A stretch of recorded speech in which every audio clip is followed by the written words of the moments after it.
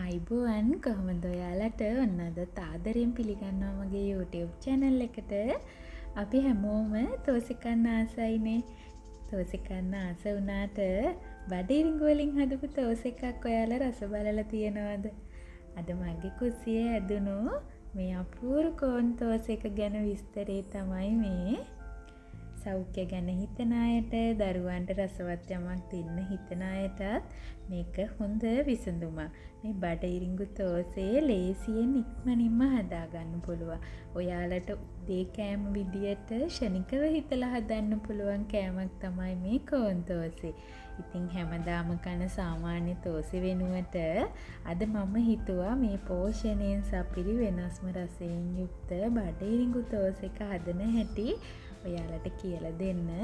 මම මේ තෝසේ එක ක්‍රම දෙකකට හදාගෙන තියෙනවා. ඉතින් ඔයාලා බලමු මම කොහොමද මේක අද හදාගෙන තියෙන්නේ කියලා. අපි බලමු මේක හදාගන්න අපිට මොනවද ඕන කරන්නේ කියලා. මම මෙතන අරගෙන තියෙනවා තම්බපු බඩිරිඟු කප් දෙකක්. මම ඒ ටික තම්බලා අරන් තින්නේ. අමු මිරිස් කරල් 5 කීනියට කපාගෙන, ලුණු ගෙඩියක් කීනියට කපාගෙන, කොත්තමල්ලි බොහොම පොඩි ප්‍රමාණයක් කීනියට කපාගෙන, මෙතන තියෙනවා කඩල පිටි කප් එකක්, කෝන් කප් දෙකයි නම් කඩල පිටි කප් එකක් ගන්න. සූදුරු තේ හැඳි භාගයයි, ලුණු රස අනුව, තව ඉලංගි තෙල් පොඩ්ඩක් අරගෙන තියෙනවා. වතුර කප් එකක් අරගෙන තියෙනවා. දැන් අපි බලමු මේ දෝසයි එක හදාගන්නේ කොහොමද කියලා. අපේ තම්බපු බඩිරිඟු ටික මම මුලින්ම බ්ලෙන්ඩර් ජාර් එකට දාගන්නවා. ඊළඟට මම මේකට කඩල පිටි ටික දාගන්නවා. කඩල පිටි නැති කෙනෙකුට පුළුවන් මේකට කඩල පරිප්පු ටිකක්, කඩල පරිප්පු කප් එකක් විතර කබලේ බැදලා අරගෙන ඒක මේ බඩිරිඟුත් එක්කම බ්ලෙන්ඩර් ජාර් එකට දාලා ග්‍රයින්ඩ් කරන්න. දැන් මම මේකට වතුර කප් එකක් එකතු කරගන්නවා. මේ ටික හොඳට තුනී බටර් එකක් වෙනකන් බ්ලෙන්ඩ් කරගන්න ඕන. මේ අපි බ්ලෙන්ඩ් කරගනිපු අපේ මිශ්‍රණය ටිකක් උකුවට තමයි මේක එන්නේ. මේ දෝසයි එක හදාගනිද්දී ටිකක් උකුවට මිශ්‍රණය හදාගන්න ඕනේ. දැන් මම මේකට සූදුරු ලුණු එකතු කරගන්නවා. ඊළඟට මම මේකට කොත්තමල්ලි කොළ ටික එකතු කරගන්නවා. කොත්තමල්ලි කොළ නැති වුණාට කමන්නේ කරපිංච ටිකක් එකතු කරගන්න හීනියට කපලා.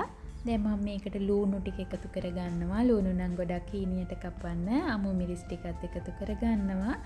දැන් මේ ටික ඔක්කොම හොඳට කවලම් කරගන්න තියෙන්නේ. ඔයාලා ඉතින් මේක පොඩි දරුවෙකුට වගේ හදනවා නම් අමු මිරිස් අඩුවෙන් දාලා මේකට කැරට් ටිකක් ග්‍රේට් කරලා අලගෙඩියක් ග්‍රේට් කරලා දාන්න. එතකොට ඉතින් පෝෂණය වැඩි කරගන්න පුළුවන්. මේක දරුවෝ නම් හරි කැමැත්තෙන් කනවා. මොකද කෝන් වලින් එන පැණි රසත් එක්ක මේක හරි රසයි. මේකේ ඝනකම ගොඩක් වැඩි නිසා මම තව වතුර කප් කාලක් විතර බ්ලෙන්ඩර් ජාර් එකට දාලා ඒකේ තියෙනවනේ තව ඉතුරු වෙලා ඒ ටිකත් එක්කම මේකට එකතු කරගන්නවා. මෙන්න මේ වගේ පදමට තිබුණාම ඇති වතුර එකක් වගේ වැක්කිරෙන්නේ නැහැ. ටිකක් ඝනකමයි ඔයාලට පේනවනේ මේ පදම. ඉතින් මේ ගානට මේක හදාගෙන දැන් මේක පිපෙන්න තියන්න ඕනේ නැහැ. මෙහෙමම අපිට තෝස් එක හදාගන්න පුළුවන්. දැන් අපි තෝස් එක හදාගමු.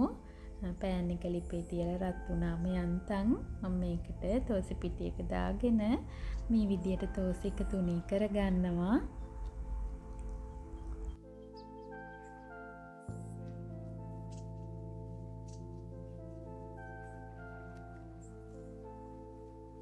දැන් තෝසෙ එකේ පාට වෙනස් වෙලා මම මේක උඩට ඉලංගි තෙල් පොඩි ප්‍රමාණයක් මම කැමති නම් ඒක දාගන්න පුළුවන් අරගෙන තෝසෙ එක පුරාම ගා ගන්නවා. හැන්දෙන් තුනී කරගන්නවා මෙන්න මේ විදියට. ඉතින් තෝසෙ එකේ උඩ මේ වෙලාවේ හොඳට තැඹිලා තියෙන්න ඕන, නැත්නම් මේක හැන්ද යලෙනවා. ඔයාලට පේනවා තෝසෙ එකේ තනින් තනින් ඇතුලෙන් පොඩ්ඩක් අර හොඳට කරවිච්ච පාටක් පේනවා. එතකොට ඒ කියන්නේ තෝසෙ එක යට හරි. මේ විදියට තෝසෙ එක අනිත් පැත්ත දාගන්න. ඉතින් යටි පැත්තත් විනාඩියක් විතර තැඹුණාට පස්සේ අපිට පුළුවන් තෝසෙ එක ලිපෙන් අයින් කරගන්න. මේ විදියට මම මේ තෝසෙ ඔක්කොම ටික මෙන්න මෙහෙම හදාගන්නවා. අපි බලමු ඊළඟ ක්‍රමයට කොහොමද තෝසෙ හදාගන්නේ කියලා. අපිට මෙතනදී ඕන කරනවා බඩිරිඟු කප් දෙකක්. මේ තියෙන්නේ අමු බඩිරිඟු. පැය 4-5ක් පොඟවලා හොදලා ගනිපු හාල් කප් 2ක්, අමු මිරිස් කරල් 4-5ක්, ලුණු ගෙඩියක් ඊනියට කපලා, කොත්තමල්ලි කොළ චුට්ටක් ඊනියට කපලා, එළඟි තෙල් ටිකක්, සූදුරුයි, ලුණුයි. සූදුරු තේ හැඳි භාගයයි, ලුණු රස අනුව මේ ටික තමයි ඕන කරන්නේ. දැන් මම මෙතන බෙන්ඩ් ජාර් එක අරගෙන මේකට හාල් කප් 2 එකතු කර ගන්නවා. මේ හාල් ටික පැය 4-5ක් පොඟවලා හොදලා ගනිපු හාල්. මම මේකටම බඩ ඉරිඟු කප් 2ක් එකතු කර ගන්නවා.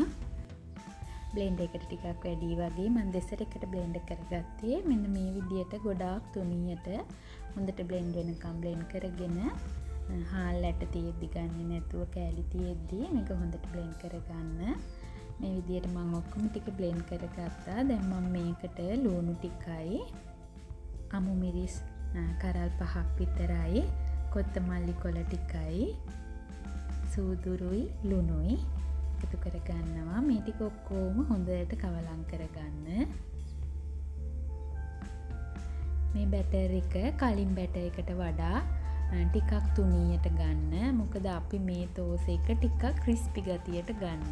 අපි සාමාන්‍යයෙන් කන තෝසේ මෙලකයි, ඒ වගේම ක්‍රිස්පි නැහැනේ. ඉතින් මේ තෝසෙ එක මම ක්‍රිස්පි විදියට ගන්නෙ.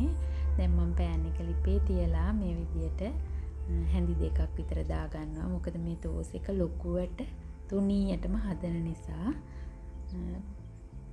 තෝසෙ එකේ මැදින් පටන්ගෙන මේ විදියට එළියට තුනී කරනකොට අපිට තෝසෙ එක ලොකුවට හදාගන්න පුළුවන්. තෝසෙ එක හදද්දී පෑන් එක ගොඩාක් රත් වෙලා නම් මේකට වතුර ටිකක් ඉහින්න. පොඩ්ඩක් අත්තට වතුර චුට්ටක් අරගෙන ඉහින්න. ගොඩක් පෑන් එක රත් කරලා අරගෙන තෝසෙ එක දාන්න එපා. එහෙම වුණාම ඔයාලට මේ විදියට හොඳට තුනී කරගන්න බැරි වෙලා හැන්දේ ඇලෙනවා. මොකද එක සැරේට තෝසෙ එක තැම්බෙන්න ගන්නවනේ. මද රස්නේ තියෙද්දි තෝසෙ එක තුනී කරගන්න. ඊට පස්සේ ගින්දර වැඩි කරගන්න. ගොඩක් නෙමෙයි, සාමාන්‍ය ප්‍රමාණයට. දැන් අපේ තෝසෙ එකේ යට තැම්බිලා මම මේක උඩට එළඟි තෙල් තේ හැඳි එකක් විතර දාගන්නවා. ඒක ඔයාලා කැමති නම් දාගන්න පුළුවන්. මේකට තල තෙල් ටිකක් උනත් දාගන්න පුළුවන්. දැන් මේ විදියට තෙල් ටික පුරාම ගාලා මම මේක අනිත් පැත්ත හරව ගන්නවා. අනිත් පැත්ත හරවන්න ඕන වෙලාව වලට දැනගන්න පුළුවන් මේ තියෙන චූටි චූටි සිදුරු වලින් පේනවා අවශ්‍ය ප්‍රමාණයට යට තැම්බිලාද කියලා. දැන් අපි මේ තෝසෙ එක ගලවලා අනිත් පැත්ත දාගමු.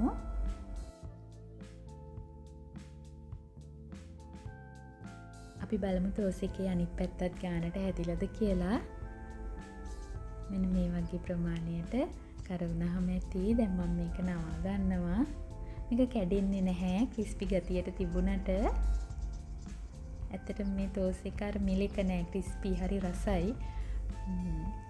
මම මේ තෝසෙ එක කන්න මිංචි කොළ, කොත්තමල්ලි කොළ ටිකක් දාලා, මිරිස් කරලක් එහෙම දාලා හදාගනිපු පොල් සම්බලක් එක තමයි ගත්තේ. අන්තිම ඔයාලට මේක ඕන දෙයක් එක්ක කන්න පුළුවන්. මේ තියෙන්නේ අපි හදාගනිපු තෝසෙ වර්ග දෙකම. පේනවනේ මේ අපි මුලින් හදාගනිපු තෝසෙ එක හරිම සොෆ්ට් එකට තියෙනවා. අපි ඉතින් පොඩ්ඩක් කාලා බලමු මේකේ රස කොහොමද කියලා. මේකේ රස ඉතින් පුදුම රසක් ඇත්තටම. මට හිතා ගන්න බැරි වුණා මේක හදපු මුල් දවසේ කෝන් වලින් මෙච්චර රස තෝසෙ එකක් හදන්න පුළුවන්ද කියලා. මේකේ පොඩි පැණි රස ගතියකුත් තියෙනවා. ඒ වගේම හරිම කිරි රසයි. ඉතින් ඔයාලත් හදලා බලන්න මේ දෙවර්ගෙම. මේක අපේ ගෙදර නම් හැදුව ගමන් ඉවරයි. පේනවනේ. දුවගෙන එනවා සුවඳ ආපු ගමන්. ඒක හදනකනුත් ඉවරද කියලා හදලි ඉවරද කියලා තමයි හිටියේ. ආව ගමන් ඒකේ රස බැලුවා යා. ඉතින් ඔයාලට මේක උදේ කෑමට, රෑ කෑමට ඕනම වෙලාවක ලෑස්ති කරගන්න පුළුවන්. ඒ වගේම උදේට දරුවන්ගේ කෑම පෙට්ටියට දාන්න හොඳ පෝෂණයෙන් යුක්ත දෝස එකක්.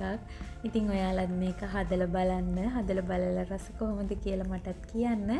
අදත් මාව බලාගෙන හිටියට ඔයාලට බොහොම ස්තුතියි. ගිහිල්ලා එන්නම්. ආයෙ දවසක හමු වෙමු මේ වගේ රසවත් රෙසිපියක් සමගින්. ඉතින් ඔයාලට සුබ දවසක්.